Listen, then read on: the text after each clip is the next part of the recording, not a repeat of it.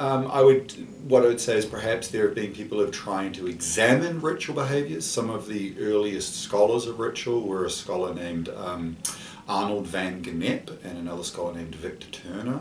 Arnold van Gennep was really interested in looking at what he called rites of passage. So these were rites of transition, that human beings mark certain ways that we transition from certain stages to new stages. So a classic example is moving from being a child to an adult through an initiation ceremony, perhaps through a bar or a bat mitzvah in Judaism, or perhaps through what might be called believer's baptism or adult confirmation in some Protestant denominations in America, where we transition from being a child to an adult. And what Van Gennep argues is that we go through three stages. We go through a stage of separation, where we're taken out of our normal community, our family, and then we're put into what he calls a liminal stage, a state what he calls famously betwixt and between.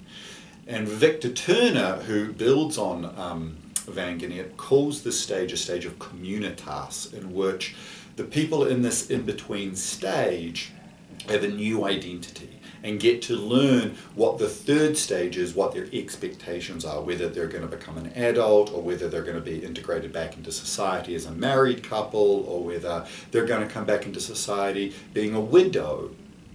So the idea then is that you learn your expectations and you share an identity removed from the community, and you come back into the third stage as a kind of reincorporation, a reintegration.